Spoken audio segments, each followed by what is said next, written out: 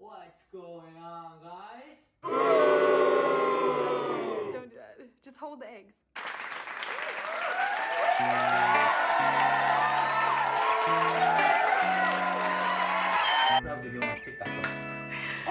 What's going on, guys? Jay from Sammy's here, and we're back at it again. Today we're making poached eggs. When making poached eggs, you want to use the fresher eggs. The white wispies, they'll go everywhere inside the water, and you'll only get the thick whites and the yolk. If you have really fresh eggs, you'll get all of the eggs as they'll stay together. So a couple things you need when making poached eggs. You need some white vinegar, your eggs, a little cup you can crack your eggs in if you're not confident in cracking it right into the pot. Your pot with boiling water. I boiled this to about a medium boil. A little spatula so you can create a water tornado, and the cup you'll be serving your poached eggs in. First step is take your vinegar, put about 2 tablespoons in it. The vinegar does 2 things. It keeps the eggs together and it keeps it from sticking to the pot. If you're not confident in cracking your eggs straight into the pot, get yourself a little cup, crack it into the cup, see if you have any eggshells, and then lightly pour it. You don't want to pour your egg in there too high or else you'll get that boiling water all over your hands. When making poached eggs, if you put your eggs straight in and they sink to the bottom, there's a chance that they might get stuck to the bottom.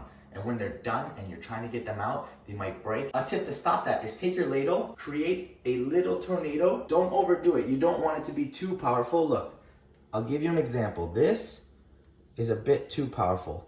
That will separate the egg because it's too much. A light tornado is what you want. This will keep the eggs from sticking to the bottom.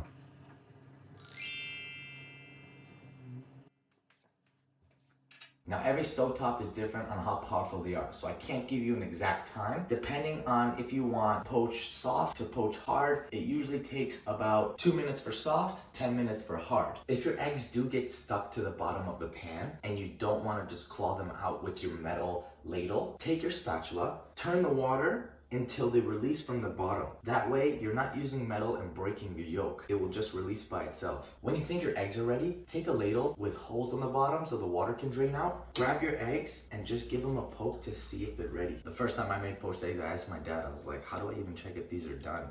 I thought it was all about timing.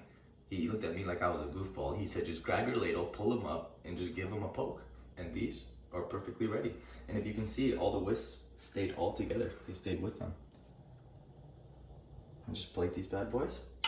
And if you have any excess water in your bowl as you were putting your eggs in, just take your ladle, put it upside down, and flip your cup.